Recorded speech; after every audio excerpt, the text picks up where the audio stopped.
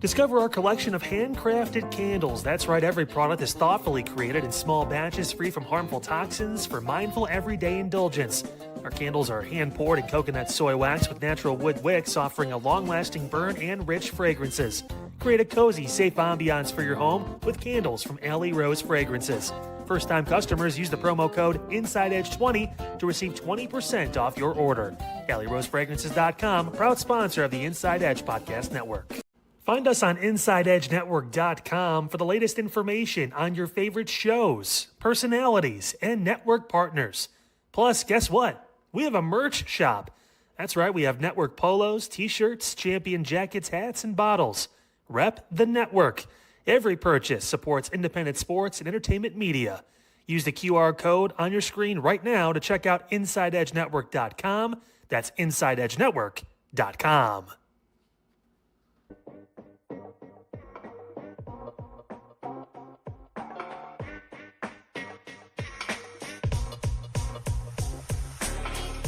This is Midnight Run on the Inside Edge Network. Here's your host, Anthony Alford.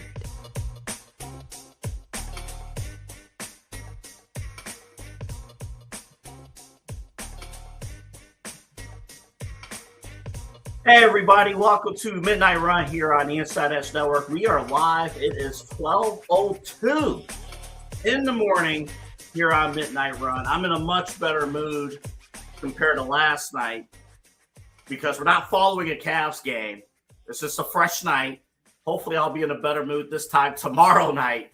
Hopefully the Cavs can tie up the series at 1-1. Glad to have you with us here weeknights on Midnight Run. You can follow us, like and subscribe. All of our social platforms at Inside Edge Net. We have a busy show for you today.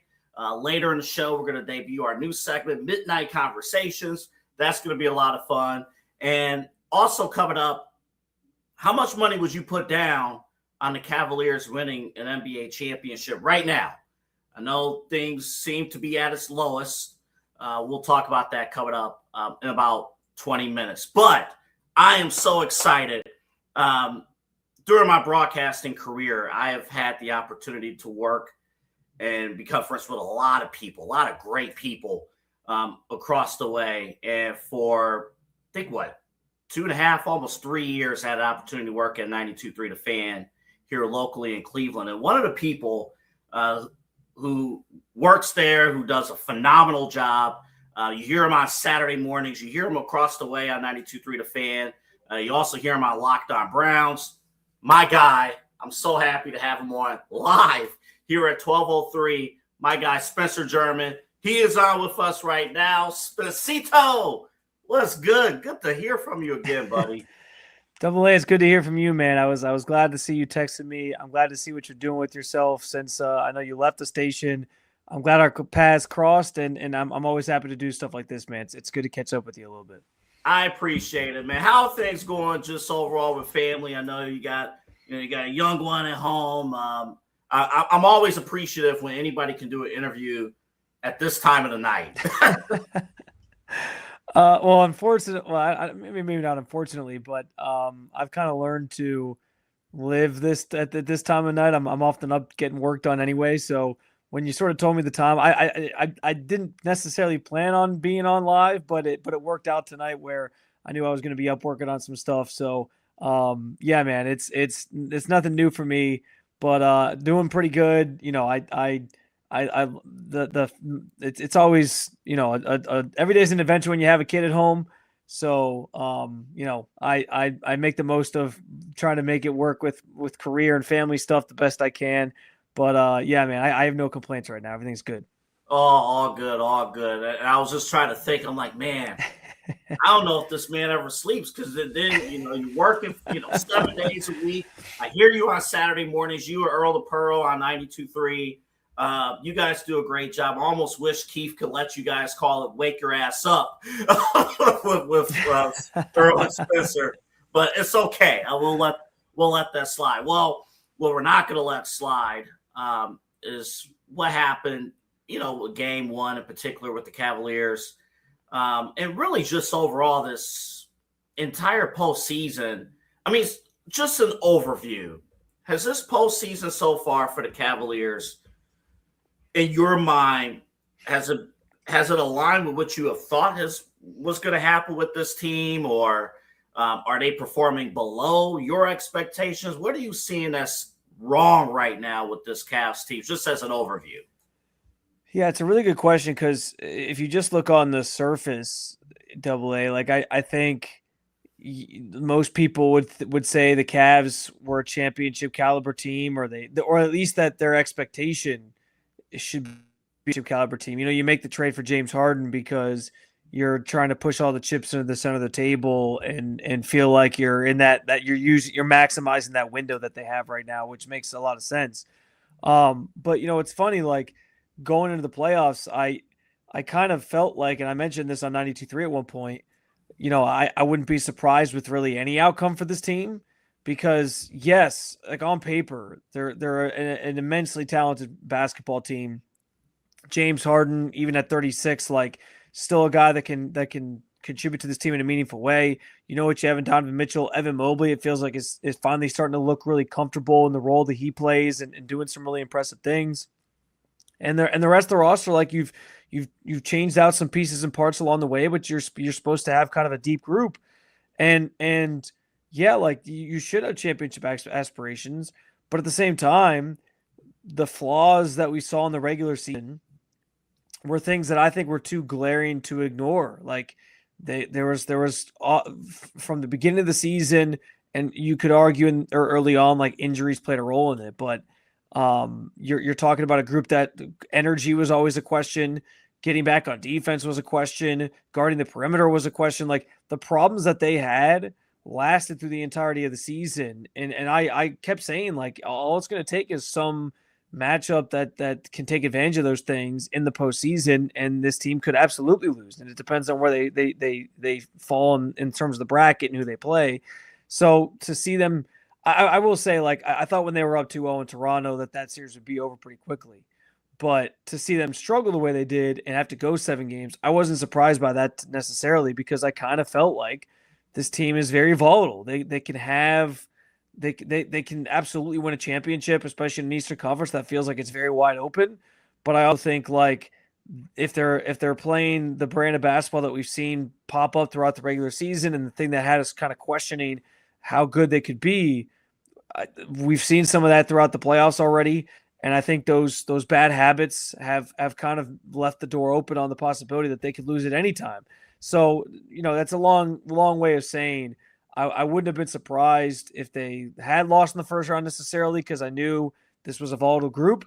But, you know, I wouldn't be surprised if they found a way after going 7 games to Toronto to make that run and actually end up in the finals. So I guess you mentioned the bad habits. And again, we got Spencer German of 92.3 The Fan, Locked On Browns joining us here. I'm Midnight Run. I guess if somebody's just dropping in and, you know, they've watched a decent number of regular season games, but obviously not all 82, and they're watching the playoffs and they're like, what the hell is going on? What are some of the bad habits that you have seen, you know, that they picked up from the regular season that's carried over to the playoffs? Yeah, I think the energy level, especially on defense, was always inconsistent. You know, that was something that was noticeable from like night one of the season, that it took guys like Jalen Tyson, who's in his second year in the league, to kind of be the guy calling other guys out for not hustling and not getting back on defense and allowing teams to get a bunch of transition points. And what do we see in the first couple rounds where there's the teams they've played, both Toronto and even in game 1 against Detroit, there's been a lot of transition buckets that have plagued them. And it, you know, that doesn't necessarily get better with the addition of James Harden. You add him because he's an offensive player. You know he's going to be healthy this time of year, which they couldn't depend on with Darius Garland. So I think that's a big one. I think the inability to defend the perimeter was an issue for the team, and I think you've noticed that. Like, both these first teams they've played were some of the worst teams in the league in terms of 3-point shooting, and somehow Toronto seemed to knock down everything from 3 throughout that series, and they made it kind of interesting. I think actually going into Game 7, they were shooting better from 3 than the Cavs even shot from 3. So, you know, that's problematic. And then I think with Harden in particular on the floor, I've noticed especially here in the playoffs, just this tendency to sometimes guys are just kind of standing around watching him and letting him kind of just be James Harden from the past. And the guy that had to carry teams because he's this, former MVP who's going to be a Hall of Famer and all these things. But like, I think it's important to remember Kobe Altman said the trade deadline that acquiring James wasn't about trying to put it all on his shoulders. Like there needs to be more movement. There needs to be guys screening for him and freeing him up, but also freeing other guys up to be the ones making plays and trying to take shots. So there's a number of things. And I do think, as much as we like to say the regular season doesn't matter, I think the regular season does matter from the standpoint of, can these guys develop habits that are conducive to then go into the playoffs and winning and going on a deep run that everybody hopes they can go on. And that's why I always kind of lean into when it comes to the regular season. Sure, the results maybe don't matter as much, but what you do in your day-to-day and how you sort of what your identity becomes as a team, ultimately, I think that does translate into the postseason. So I wonder, I promise we have a positive Cavs question coming up. He ain't there yet. James Harden. James Harden is loaded with the turnovers. I think 43 turnovers in 8 playoff games. Yeah. Like that. I didn't think that was a real stat, by the way, especially when I saw that. But is that? I hate this question. This is like a first take level question. Is it James Harden's fault that he's committing these turnovers, or is it the fault of his teammates for not being able to get to the spots where they need to get to, therefore, or making shots, therefore forcing James Harden to play ISO ball? Yeah, it's funny because Kenny Atkinson's answer when he was asked about the turnovers, especially from Harden, the last couple of days has been he's kind of gone with the same answer, which has been we need to think about our spacing more, we need to think about our movement more, we need to play off of James more, and I find that kind of interesting because I don't know how spacing is going to help or prevent James Harden from dribbling a ball off his foot out of bounds that then leads to a turnover, or him thinking at 36 that he's somehow just like cross over Cade Cunningham and like he dribbles the ball too much and then Cade just sticks his hand in and pokes it away and then takes it back for a dunk or passes it up ahead for a dunk or whatever. Like a lot of these, especially on Monday night, Tuesday night, were just brutally bad basketball from him and just bad decision making and him trying to sort of do too much. His usage rate has gone up in the postseason from what it was in the regular season. And it just feels like at times he's either trying to do too much or they're leaning too much onto like, let's let James kind of bail us out. And that's not what he was brought here to do. So I think Kenny's probably onto something a little bit where it's like guys can help him out and not just stand around and try to free him up, but also screen guys and maybe get somebody else open for an open look. But I think more than anything, especially on the heels of what happened on Tuesday, I think it mostly falls on James Harden with turnovers because it's just his mistakes and he's got to be able to clean it up because if they're going to have any hope of making a deep run, it like Harden has to be better for them. He just absolutely has to be. Spencer German of 92.3 The Fan, Locked On Browns, joining us here for a couple more minutes. So let's turn our attention to tomorrow night or Thursday night, whatever you want to call it. Later on tonight is game 2. And I'm just curious, at this stage now, I'm watching these other teams, and when they win games, they have legitimate go-to scorers. You put the ball in their hands, they make plays, they put the ball in the basket, no problem. It seems to me, I'm trying to think on a game-by-game basis, like Jared Allen could have a standout performance offensively, like Game 7 was amazing. But like, where's Donovan Mitchell for stretches of action that you could depend on?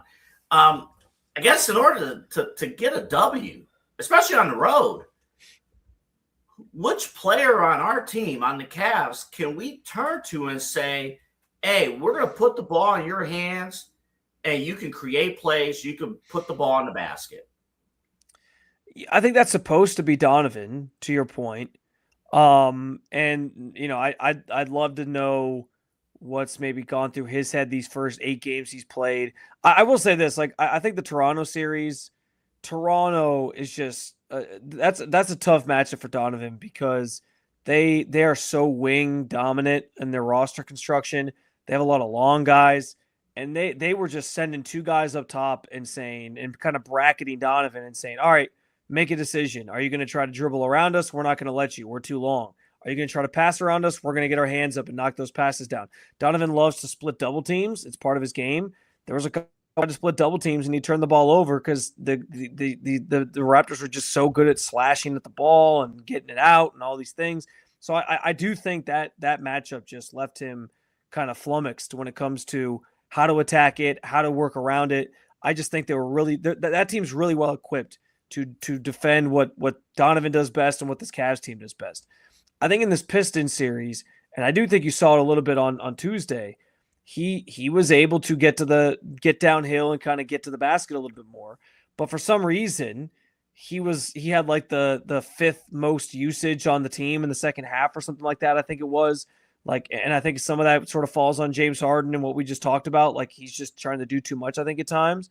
But Donovan has to be like your go-to weapon, right? Like he has to be able to get downhill, try to score, get him the ball. He can't be like down the list of guys that are touching the ball in key situations. He has to be near the top of that list, if not at the top of that. So I think he's obviously number one, and I do think this series will allow him to be more of himself, even though like a guy like Asar Thompson's a really good defender and can give him some trouble.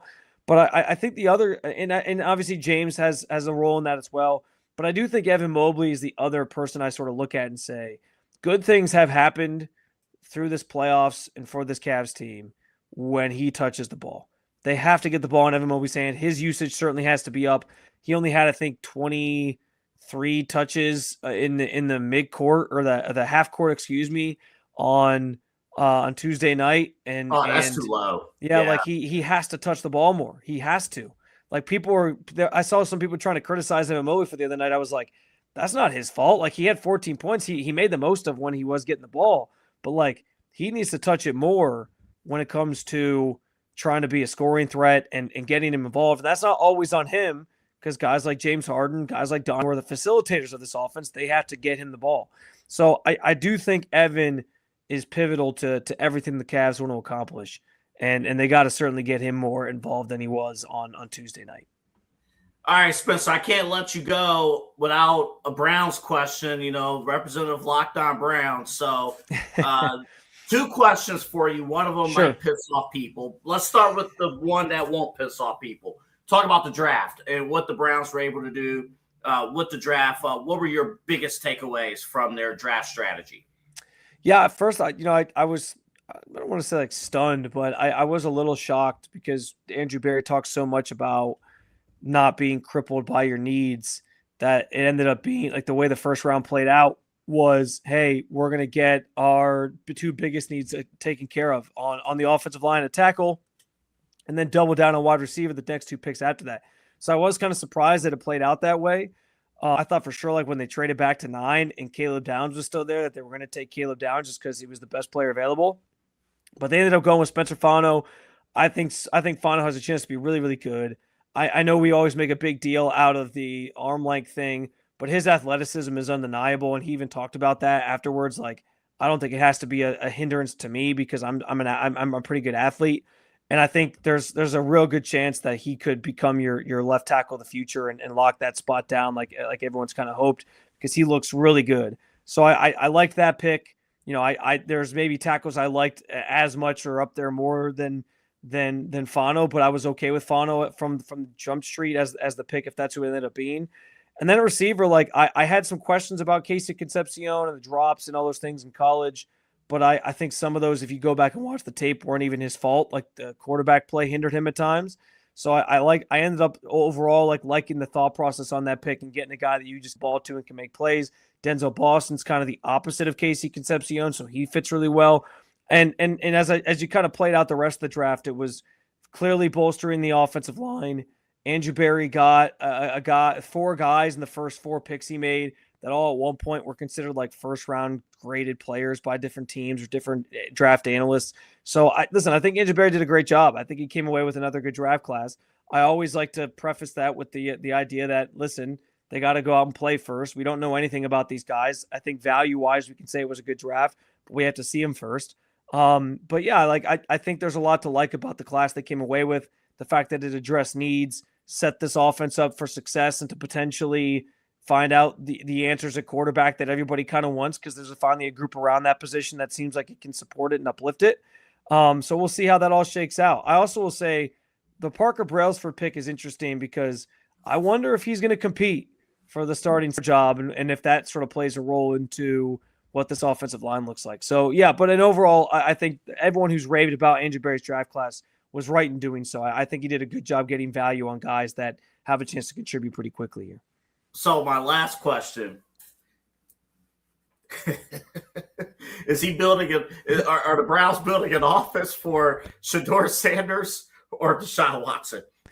I think that's the age-old question, right? That everyone wants to know. Here's what I would say. Like, I think what we have to do in this conversation or in this this Browns quarterback competition is separate maybe like, and I don't know where you stand on this AA, but separate maybe what we want for understanding what maybe is most conducive for the Browns in terms of winning. And listen, I don't need to see anything else from Deshaun Watson. Don't. Like, that guy's that trade has been a disaster. He hasn't been that player that he was brought in to be in 6 years. And the fastest way to fall behind in this league is to not play consistently, because the game changes fast. And so there's nothing else I can learn or garner from him. He's here because he has to be, because you can't cut him right now. And that's the main reason that he's here. So I don't want to see him play. I'd rather see Shedeur Sanders. I think there's something to learn from Shedeur Sanders. I think there's maybe a chance he turns out to be your franchise quarterback. And there was some promise last year that has me intrigued. So I'd much rather see him start the season under center. But I can't be surprised if this ends with Todd Monken choosing Deshaun Watson, because here's the thing, man. Like, when they're out on the practice field and they're throwing the football around and they're drawing up plays and running certain things, the guy who has the most experience in that room, and the guy who at one point was a top 5 quarterback, and the guy who, in terms of like overall talent as players in this league, he at least had that at one point, and probably had more than the guys that he's going up against. I mean, listen, it's a guy who's a veteran in this league who was at one point a top 5 quarterback, who's seen a lot, against 2 guys who are going into their second season. Like, Deshaun has seen more things in his career. He's probably forgotten more things in his career as a quarterback than than Shedeur Sanders and Dylan Gabriel have even learned yet. So would it shock me if he looks the best at practice, which is going to be the biggest indicator of how they choose their quarterback? No, it wouldn't at all. And Todd Monken's coming in, first-time head coach at the age of 60. Like, he's got to win now. So he has to prove that he was the right hire and try to get the most out of this first year. So, like, if I see him out of practice, or they're telling us that he's the best quarterback at practice, that would not stun me in the least. And I could see them ultimately settling on him. Is that what I want? No, because I'm good with the Deshaun Watson experience, but I do understand where he could end up looking like the best quarterback out on the football field every day at practice. And Todd Monken is going to be the one who makes the decision based off of that more than anything. And so people have to be understanding that, like, that's how this thing could play out. And honestly, if Deshaun can't beat out 2 guys coming off of their rookie seasons that were wildly inconsistent anyway, does he even belong in this league anymore? You know what I mean? Like, what can you do? Yeah, right. Like, he kind of should be able to beat those guys. So I'm keeping an open mind to that, and I understand where, like, the reports are coming from that he's looked like the best so far. It makes a lot of sense to me, even if it's not what I want to see. Yeah. Boy, it's such a headache. You guys do a great job over at the Fan Locked On Browns cover. How can people find you, buddy? Yeah, you see my Twitter handle on there at Spencito _. As Anthony said, Locked On Browns is my daily podcast I do on the Browns. always getting there's a new episode or multiple episodes sometimes up every single day. So make sure you head over there and subscribe if you haven't done so already. And as Double A mentioned earlier in the show too, Earl the Pearl, my guy, and I hosting 92 to the Fan, 8 to noon every Saturday. So appreciate those of you who've tuned in the past. And if we get any new listeners out of this, I appreciate you guys for stopping on by as well. You and Earl do a phenomenal job on Saturday mornings. Y'all have me rolling. Yeah, I got a barbershop appointment this weekend. I'm like, man, you guys are good stuff. All right, we got a break. Spencer, thanks again for joining us here late here on Midnight Run. Double A, anytime, man. Appreciate the invite. And anytime you need me, let me know. I appreciate it. We'll take a break, come back, have more of Midnight Run right after this. Fanatics isn't just our name, it's who we are. Loyal, passionate fans dedicated to our favorite teams and to the sports we love.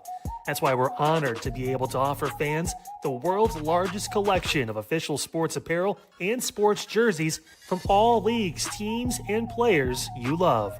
We feature a wide selection of gear from every league, including the NFL, MLB, NBA, NHL, and NCAA merchandise, which allows us to serve fans of football, baseball, hockey, basketball, lacrosse, soccer, golf, and, well, everything else that gets your heart pumping. Go to fanatics.com by using the QR code on your screen right now to celebrate your teams. That's fanatics.com, a proud sponsor of the Inside Edge Network, Cleveland's digital leader.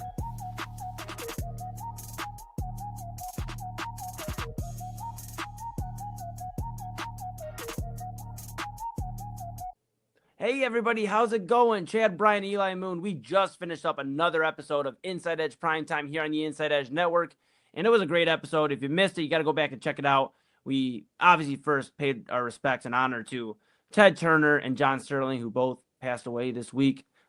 Significant losses for the broadcasting world and the multimedia world. Then we pivoted and we did talk about the NBA playoffs. You know, obviously a lot of stuff going on. Joel Embiid, Luka Doncic nursing injuries. And I made a bold take regarding those Los Angeles Lakers. Well, I'll have to have you watch it and let me know what you think. Of course, then we went way back with my guy, Chad, Brian. Chad, I get worried when you go in that time machine. Are you doing all right? Yeah, sometimes I hit the time machine and it puts me in a nostalgia mode. We did that tonight. We checked what happened on this, well, not this date, but on May 6th. We checked what happened on May 6th, all back to the annals of time. Some of it was sports. Some of it may have been entertainment. You'll have to check it out to see. Absolutely. And you can find all of that great stuff and so much more here on Inside Edge Primetime on the Inside Edge Network. Make sure you give us a follow at Inside Edge Net on all the socials. Go check out the website, InsideEdgeNetwork.com. And tomorrow, you are not going to want to miss this. We have a lot of great stuff to talk about, including some things I got to get off my chest regarding the Browns quarterback room and people, let's just say people that keep talking about it. See you tomorrow. Clean energy, bold flavors, and no jitters. See why people won't shut up about Dubby. Clean energy, no jitters or crash. Whether you're starting your workday or getting ready to exercise, Dubby Energy helps you lock in and focus. With over 15 flavors to choose from, you can't miss. Order Dubby Energy right now by using the QR code on your screen and use the promo code InsideEdge10 to receive 10% off your order. Dubby Energy, your energy-focused sponsor of the Inside Edge Network, Cleveland's digital leader.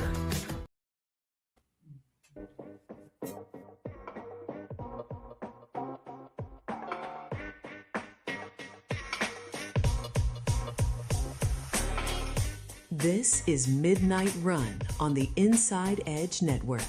Here's your host, Anthony Alford.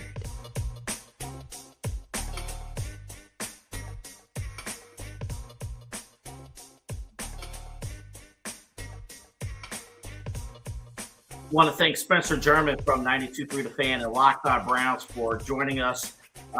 Great interview. Great. Spencer's right in there. Of course, with the Cavaliers and Browns, all that information. A couple interesting notes that we talked about. The Brown stuff, we have plenty of time to talk about, but the outlook of what he talked about, again, a very impressive draft class by all accounts. But who this offense is being built for, that's the million-dollar question. And I would imagine you have all off season to figure that out with the Browns. I do want to zero in on what he talked about briefly with the Cavs. The bad habits, right? Bad habits are amplified in the playoffs. So when you're talking about not getting back on transition, lazy defense, Kenny Atkinson, we played the audio multiple times following the a Tuesday night regular season nationally televised game against Orlando.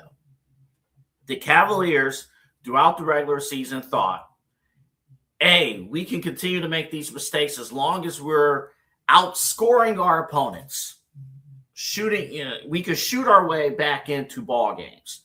No problem. That is a problem because when you're facing more skilled teams, it's not that simple of just shooting your way back in.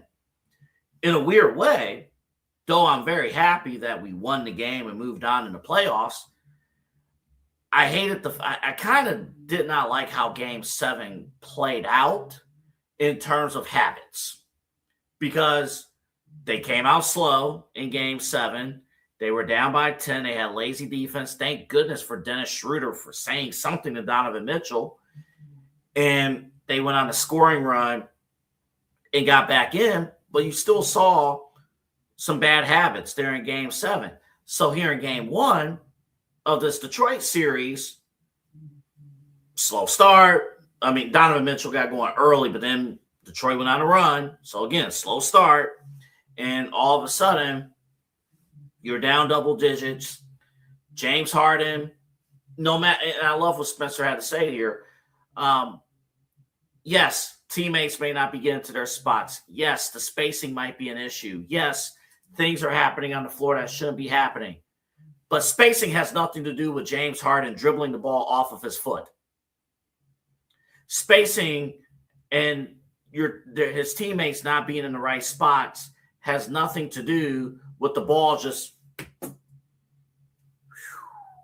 going the other way. That's on James Harden. But at the same token, who is going to be that reliable go-to scorer? And if the Cavaliers cannot get out of their bad habits, this time next week, we're going to be preparing for the end of the season press conference for the Cavaliers. This is going to be a little bit of a shorter segment here because we got Midnight Conversations coming up at 12:40, 6 minutes from now, Midnight Conversations. But let me bring in Eli because I do have a question for my producer, host of Inside Edge Primetime, and producer for all 3,000 programs here on this network. Yeah. Hey, yeah, I'll tell you what, Double A. I know we'll be quick, but W Energy's been saving my life. Make sure you use the code InsideEdge10, get the 10% off. I mean, and stock up because you see me, I look like I haven't slept. Well, it's because I haven't. All right, back to you. And also remember too, if you're a content creator, digital content creator, business decision maker, Omega Video Marketing, make sure you check out our girl, Megan Gallagher. Her email, meganrg440@gmail.com, meganrg440@gmail.com. Omega Video Marketing, 4-time Emmy Award-winning producer here across Northeast Ohio. Eli, question for you. Yes. So, I think confidence is at an all-time low in terms of the Cavaliers winning a championship. In fact, what did I say to you? I believe the Cavaliers at this moment, 40-1 odds to win the title. So that's behind OKC, San Antonio. Basically, the only teams we're ahead of is Philadelphia and the Los Angeles Lakers. So, how much money would I be safe right now if I put down $10 on the Cavaliers winning the championship? How much would I win? So my math, I'm glad you asked because earlier today they were plus 3,000 to win. So now plus 40-1. So I believe plus 4,000. So just quick math there, that would win you $400 off a $10 bet. Double A. I mean, you could do a lot of things with $400. I'm just gonna be real with you. You could do a lot of things with $400. Responsible things, irresponsible things, unhinged behavior, not unhinged behavior. A lot of great things. I'd probably put like $20 on it. $20, you win $800. I could take, maybe a beautiful woman out to dinner or something. I mean, who's kidding? But you have so many options. I'd say like, $20 is like my max. And that's like, me, I'm the 50-cent parlay guy. So $20 on a parlay is like, all right. And I don't know if I would do 20, but the juice, double A. It's all about the juice too. Like, we don't have enough time really in this segment to go over it, but it's all about the juice. You don't look for the minus 250. Those are the ones that usually like break your parlay, and then you're mad. Yes. You look for the juice, like plus 400, plus 350, but they got some odds. Like Minnesota the other day, I think was like plus 300, if not higher, and they won game 1. That is something that I like. That's juice right there. The Lakers plus 700 the other night. They didn't get it done. Still like the juice. Cavs 40-1 to win the odds. Love the juice. But is the juice worth the squeeze? I'm not sure. I'm mean, right now, this is the best. Let's be real. If we were having this, we can't have this conversation if like the Cavs are down 3-0, right? That's not. Come on now. Yeah. But at this moment right now, because if they win tomorrow, you're not gonna win as much money because the odds are gonna shoot. It's gonna be better odds if they win tomorrow because you stole home court advantage. But these are quite. You did mention what would you do with $400? That's 2 trips to the gas station with these gas prices. When we come back, Midnight Conversations, a brand new Wednesday night segment. We'll either do this one time or never, or multiple times. We'll see. If you've been seeing the promos throughout the week, I had an interesting question about certain life situations that you think about at midnight. Myself, Eli, our special Inside Edge Network contributor, Omar, he's going to join the show. When we come back from break, we're going to dive into Midnight Conversations. If someone died in your living room, is it still a living room? And other conspiracy questions that you think about at this time of night. Double A Anthony Alford, we're back after this. Maser Moments Photography is a husband and wife wedding photography team based in Cleveland, owned and operated by Inside Edge Network's very own Ryan Maser and his wife, Hallie. For the past 10 years, they've captured more than 100 weddings across Northeast Ohio and beyond, always working together as a true two-person team.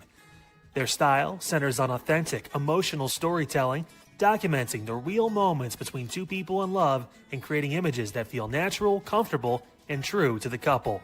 Rooted in Northern Ohio but inspired by their travels, Ryan and Hallie bring a warm, personal approach to every wedding day. Their work blends experience, consistency, and a genuine passion for helping couples relive their best day through timeless photography. Learn more at MaserMomentsPhotography.com by using the QR code on your screen right now. MaserMomentsPhotography.com, a proud sponsor of the Inside Edge Network, Cleveland's digital leader. Whether searching for a baseball autographed by your favorite World Series slugger, a signed football by an iconic Hall of Famer, or the jersey of a world-famous soccer star, you've come to the right place. Here at SportsMemorabilia.com, the web's leading source of authentic sports memorabilia, you'll find more than 500,000 authentic products from nearly every professional sports league, team, and players. Not only will you find your next prized sports possession with ease thanks to superb customer service and tremendous site experience, you'll have the satisfaction and peace of mind that every product listed comes complete with a certificate of authenticity and is fully backed by the SportsMemorabilia.com lifetime authenticity guarantee. Go to SportsMemorabilia.com by using the QR code on your screen right now. SportsMemorabilia.com, a proud sponsor of the Inside Edge Podcast Network, Cleveland's digital leader. Hey guys, Kyle here from the Inside Edge Podcasting Network and Unfiltered. What a show today. Obviously broke down a lot about the elections here this past day, all the way from state to local races, the levies, all of that stuff. Talked too about the Cavs. They're going to be playing tomorrow night. Excited for that. And also about a couple different things in the news. All that and more, including the possibility about metal detectors here in a local school district coming up on the show tomorrow, Thursday, May 7th. I will see you then here on Unfiltered on the Inside Edge Podcasting Network.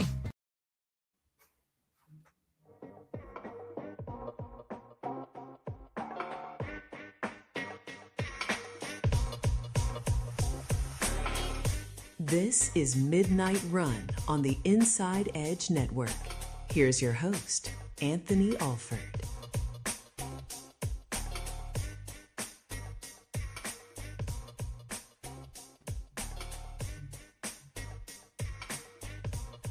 Remember to like and subscribe and hit that follow button at InsideEdge.net across all of our socials, Facebook, Twitter, Instagram, Twitch. We're on there as well. TikTok, Twitter, or X. We're all there. And if you're watching us on YouTube, hit the notification bell right below us. You'll get all the alerts here on the Inside Edge network. Little programming note as well, a couple of them. We'll have full Cavs post-game coverage tomorrow. Again, all one stream. Eli Moon, Chad Bryant. They'll have you covered with the Cavs post-game, Inside Edge primetime, and then we'll be back on tomorrow night at midnight. And also the Side Hustle Wrestling podcast. Friday morning, myself and Kyle Cornell, we're going to talk about Ted Turner. Eli and Chad did a great job overall talking about Ted Turner, but we're going to talk about billionaire Ted. He would be cool with that because Ted Turner, right along with Vince McMahon, the two of the men who were responsible for really propelling professional wrestling to where it's at today. So we'll spend some extensive time on the Side Hustle podcast Friday morning talking about Ted Turner and Monday Night Wars and stuff. You'll hear from Eric Bischoff, what he had to say about Ted Turner and all that stuff. So that's coming up Friday morning here on the Side Hustle Wrestling podcast. Now, I mentioned earlier in the show, we had Spencer German on from 92.3 The Fan, Locked On Browns. Great interview. If you missed it, go back and watch it. Talking Cavs and Browns. So for like 3 years, or close to 3 years, I worked on the morning show at 92.3 The Fan. Ken Carmen, Anthony Lima, my guy Owen, great job. Jeff Thomas. It was phenomenal. It was a great job. Worked with a lot of great people.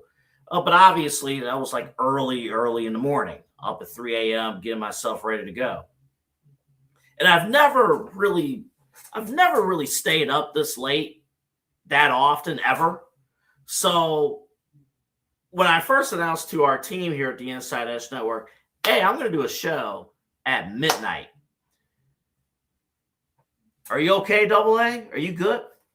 Are you okay? You good? And then I realized, occasionally when you stay up late, thoughts come into your head where you're just like, whoa. So I figured it's 12:43. Why the hell not? Let me bring in my buddies, Eli and Omar. Come on to the screen. They're both here. Inside Edge Network, all that stuff. By the way, we have another programming announcement at some point next week. Oh, I'm excited. Ooh, sometime next week. Stay tuned. I'm excited. Oh, okay. Good. Programming announcement coming up next week. Love it. Major programming announcement coming up next week. Okay. I got Eli and Omar here. Yes. Because the thoughts I had in my head, I mean, it ain't just Randy Orton who's having voices in his head here, folks. Yeah, Double A. It only took about 4, 5, 6 months of you doing this show. I just say 4, 5, 6 all the time. I don't know how many. I'm losing track. I don't sleep. W Energy. Remember code Inside Edge 10. With that being said, yeah, Double A. We had a feeling eventually we'd get on Hinge, and we're here, and we had to bring in Omar. Obviously, as you mentioned, Inside Edge Network contributor. Just stay tuned. As Double A said, we got a lot of great stuff with the network coming up, but. Yeah, this is Unhinged, and I knew I couldn't handle this myself, so we got Omar in here, and we'll see. Yeah, happy to be here. First off, Omar, how you doing, buddy? I'm good, man. I'm good. I'm living life, hanging out, watching Midnight Run all the time on the Inside Edge Network. I should have brought Omar in, like, long-time listener, first-time caller. Or second-time caller. We've had Omar. Eli and Omar have actually done some stuff on the network not too long ago. So yeah, we did some draft coverage. Yeah. So a lot of good stuff. All right, man. we're not going to beat around the bush anymore. One of the thoughts that came into my head. So I'll explain kind of what happened. I went online and I was like, thoughts you think about it at midnight. What happens if you're high? What questions do you think about when you're high? I couldn't tell you. And do a deep dive. No, we couldn't tell you. Couldn't tell you. Couldn't tell you. Couldn't tell you. But we came across a few topics that we're going to go over right now. Here we go. Yeah, love it. Love it. All right, number one. You've been seeing it in the promos. I think it almost broke Kyle. I watched Unfiltered earlier. Yeah, we almost had to run like another sponsor, give it a little bit extra love or something. I mean, my goodness gracious, stuff. Like maybe prepare Kyle next time. Okay, so here it is. Number one, if someone dies in a living room, if they just, that's it. Is it still a living room? My answer is no. Okay. My answer is absolutely not. The living room is for the living. I personally believe that if that happened, I got to move out. That can't be my living room anymore. But in fairness to that, and let's start the discussion. In fairness to that, doesn't everybody live and die typically at one point in the living room? Like you've experienced life and death because they're gone and they were not in the living room anymore. My other thing to that double A is like, how did they die in the living room? Or I don't know if we can keep saying die, but how many times can we? I'm alive. I'm sorry. I'll put that in my notes. I'm alive. Yeah, pass. Yeah, I mean, if somebody passed, I mean, I guess Omar. Well, yeah, I'm curious your thoughts too. Like, am I wrong here by thinking if they had a good time when they went out? Because what if they were celebrating? Like, this is my 95th birthday, and this is how I want to go out right here in my living room that I spent my entire life in.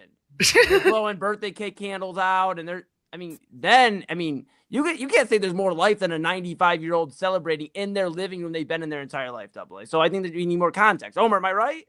Yeah, you're completely right. And I'm pretty sure somebody died in my house too. I don't know which room. But yeah, they passed naturally in this house. Dude, I mean, so Double A, you good? Come on.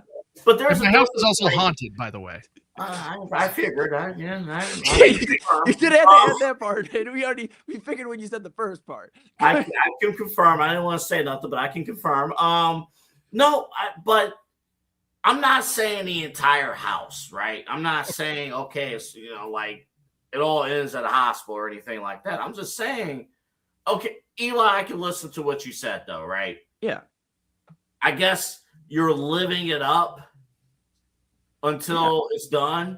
That's what you're saying? Yeah, I mean, how are you going to tell me that the 95-year-old person that I'm using in this scenario that's blowing out the birthday cake, the candles, and everybody's singing, and they got the birthday hats. Double, you remember the hats, the little triangle hats, little cones. You wear those on your head. Elmer, I know you know what I'm talking about. You guys, I have one in my office. We put those, you have those on, everybody's singing, and as soon as they blow out the candles, that's it. You're telling me that's not a living room anymore? Are you not to the rest of the party? Oh well, what Go ahead, Omar. What do you consider as a living room exactly? Like what is a living room? Yeah, wouldn't that be? That's because one of my exes decided, the room with the fireplace and the room that you first walk into when you open the front door. She decided no, that's not going to be the living room. That's going to be the dining room now. Your gathering place? Yeah. I don't know. In fairness, too, a lot of people don't even use living rooms half the time anymore. I mean, let's be real. Living rooms are a little outdated. Now it's now it's like dining room, living room combinations or things of that nature. I mean, a lot of people are on the go. They're in their room watching the open floor plans and everything like that. We're all modernized. But I don't know, man. The room that has a television. Yeah. How many living rooms have TVs? I mean, ours does. I'm looking at it right now. But I mean, most do. I mean, some houses, depending on how many rooms you have. I mean, sometimes you don't. Yeah. Does a TV dignify the living room, Double? Is that what you're trying to say? That you have to have a TV for it to be a living room? You have to. When I was growing up, our living room, we did not have a TV. Okay. We did not. We had a TV in our basement. We had TVs in the bedrooms, but not the living room. The living room was considered the quiet gathering area. Okay. Family time. Double A. I mean, that's a tough question, but I'm going to be honest with you. No, it's for the living. She was living 95 years in this house. We're not talking about the rest of the residents.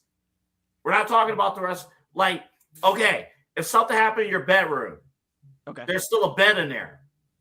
Yeah. But if nobody's there to lay in the bed, is it a bedroom? Talk to a contractor, it's still a bedroom. But it's still a bedroom, and it's still a living room. Still a living room because nobody's living. Somebody's gonna go live. But those are different people. Well, they're dead now, so it'll be a living room for somebody else. It takes away the purpose of the name of the room. Double A. The dining room. Listen, hear me out. The dining room will always be for what? Dining, right? Sure. Now let me ask you this: set the table. Hold up. You can still set the table. You can still serve drinks and eat dinner, whatever you want. The kitchen will always be for food storage, for drink storage. It will always be there. The bathroom will still have a functioning toilet as long as you pay your bills. The toilet will be there. A sink, a bathtub, it'll be there. The living room, it loses its purpose if you're dead. Actually, I'll take that back. And here's my final point. I know we have a few more questions to get to here. Here's my final point. If Omar is saying his house is haunted and there's a ghost in the living room, then technically there is life. In some degree, there is life in that living room. And that's my final closing statement on this question. I have thoughts on that. We're short of time. I think that's BS too, but we'll move on to the next one. We might come back to that. I hope we do. Next week. All right, here's the next one. And Omar, I'll let you jump in first. So let's say you're in a heated discussion, something's going on, inconvenience, anything going on like that. If somebody comes to you and says, Omar, you need to calm down. Has anyone ever actually calmed down after being told by another adult to calm down? In the heat of the moment,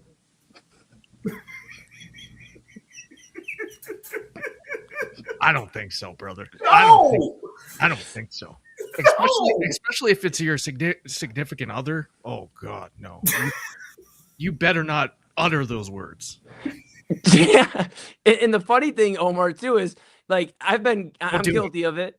I'm so guilty of it where somebody's like, calm down. And I'm like, I am calm. Like, that's your natural reaction to a situation. You're just like, yeah, you remain calm, straight up. But where this comes from? Trigger words, bro. I just thought about this. You know where this comes from? Trigger words. Like, I'm ready to go. Right. I think this comes from, when you're younger, you get a whooping from your parents. Yeah. You know where I'm going with this. Yeah. By the way, Johnny Manziel's going to debut in boxing. That alert just came into my phone. Double A, we don't have enough fictional stories to tell tonight and midnight conversations. Do it. No. Okay, let me get back to this. Thank you. I'm going to stay focused. So when your parents start whooping you and it hurts, and your parents just like, stop crying before I give you something to cry about. I'm already crying, and there is something. Yeah, there's something to cry about right now, and I'm doing it. No, you can't tell somebody to calm down. Psychological damage. And here's telling somebody to calm down, Eli. I think it's to Omar's point. I think it's the same level of damage. Yeah, it's like poking and prodding. Like, what you just said, whatever provoked me or whoever to get not calm was out of line. And so now you want me to calm down. I'm Irish, so I got corned beef and potatoes rushing through my veins when I get angry. So you want me to completely just shut my Irish anger down. You want me to calm down. You want me to calm down. You want me to calm down. I'm calm. Are you calm? that's like how it escalates. So I think in certain situations, I got better with my words. I think if you say it in a nicer way, like, hey, calm down. It's okay. It's okay. And you maybe give a hug, like maybe, but like, yeah, tell the person to like step away and just take a minute and breathe and process what's actually happening. Like pre-medicated brain me. Oh my gosh. You tell me to calm down, I'm flipping out, man. I am instigating. I'm going in further. Like medicated me now, like no, like yeah. I think you both somebody comes at me like that, I just need to process it, dude. Like if I'm in a situation where like I'm that heated or something's going on and you just got to take a second, breathe. I think you both hit on a great point though. It's not necessarily the words. It is the words, but it's also the tone. Right. Yes. It's the delivery, everything. It goes into it, man. Yeah. Yeah. I will give my ex credit for one thing here, because usually when she did it, it was like in a calming voice. Take a breath. It's okay. It's okay. It's okay. But the problem was at times, because I was immature, that even backfired on my behalf, because it's like, what do you mean I need to calm down? I can't be at the level that you're at right now. Well, and here's my last thing. Like I said, I know we're short on time. My last thing before we get to the next question, Double A, is if you say like calm down and you say it in a nice tone, you can completely reverse all that goodwill by then telling me a bunch of things that I need to work on. That's like the worst follow up. That's a good point. Calm down. That's a good point. But we just need to work on this, and Crash out. Okay. That's what it is. Now you're building me back up to crashing out. And now that's a whole other set of worms, and we got problems. Oh, I can't wash my reds with my darks. Okay, we'll find out. All right, look, back to you. I think that happened upstairs. Okay. Trauma. Yeah.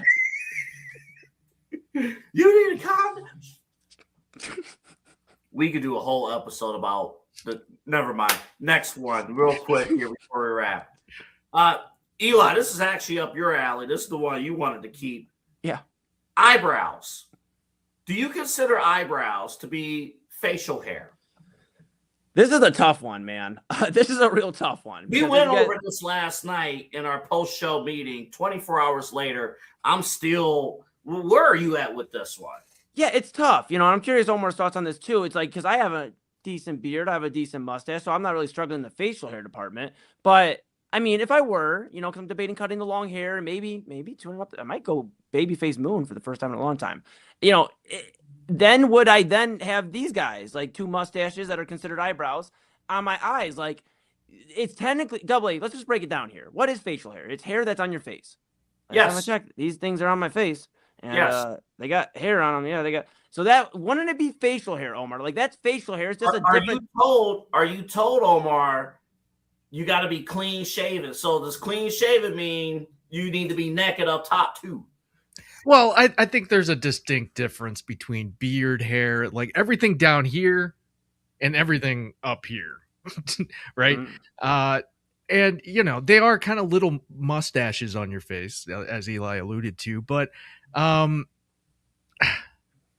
Omar, it's facial hair. It is literally in the name. It's on your face. It is facial hair. I hate to share this. I did have an employee in the past when I was supervising. We used to have, facial hair requirements, and he wasn't all the way clean shaven and stuff. I'm like, you need to go back home and shave. He came back to work. He shaved this too. No, he didn't. He did. No.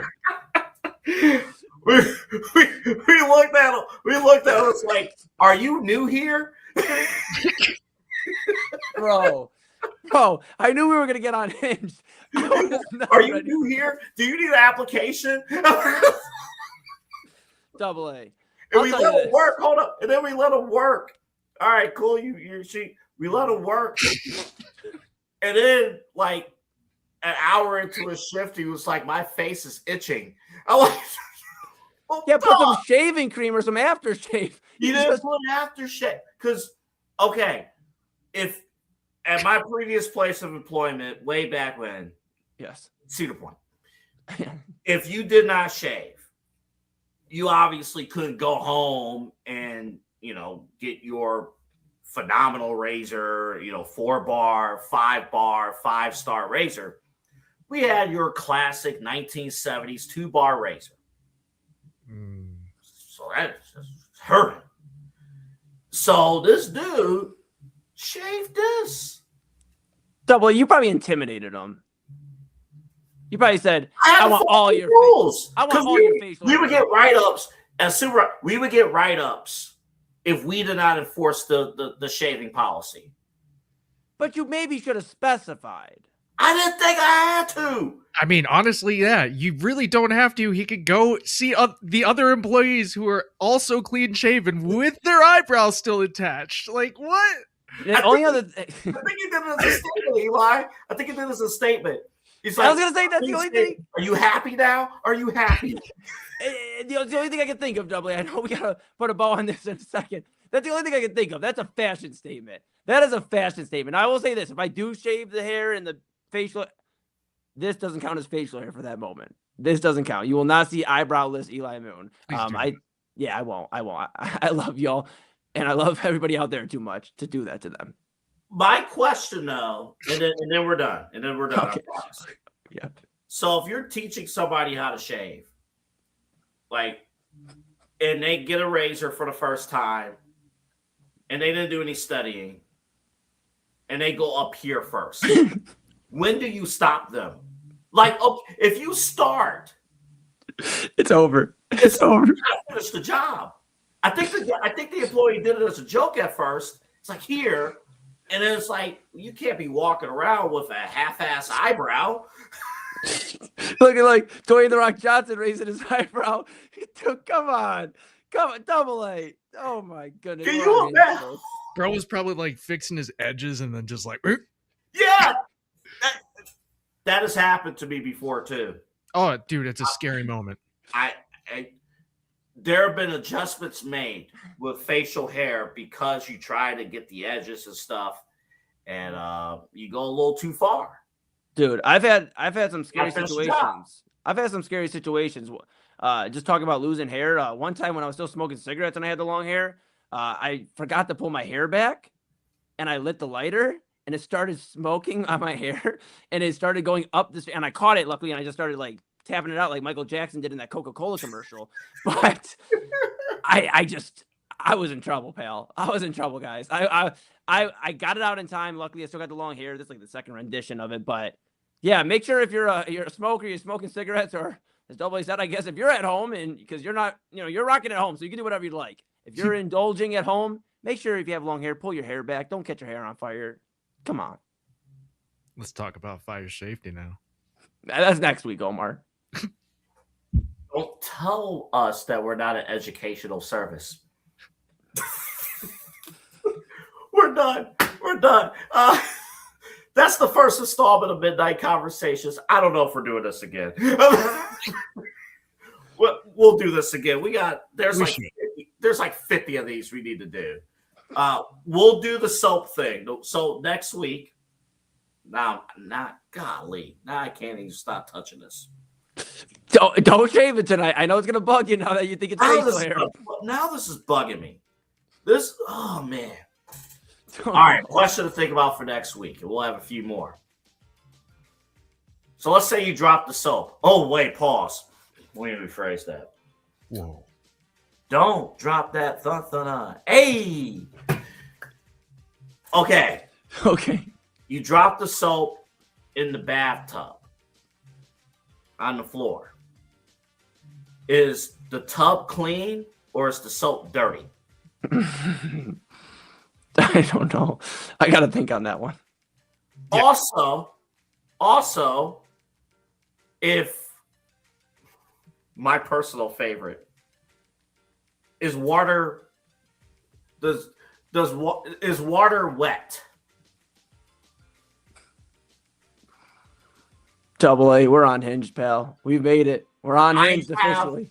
I promise you right now, if you went up to our buddy Jake Underwood, because we had spirited conversations when I was at WTAM about, I personally believe water does not equal that you're wet, because what's the definition of being wet?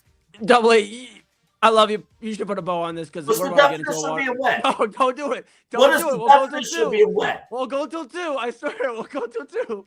What? Water is wet. No, it's not. No, They it's both not. start with W's. No, it's We, not. He, she, wumbo. Water is wet. not wet. Oh my golly. No, it's Oh, my not. golly. Does SpongeBob SquarePants think that he's wet? He doesn't know any better. He's never lived. He doesn't know. No, he's not. He was wet. drying out. Do you not remember Shell City? He was drying out. He sure as hell knew about the water then. Shit was different there for SpongeBob. Shell City was way different for. All right, send us home. We'll see you tomorrow on Midnight Run. Good night, everybody.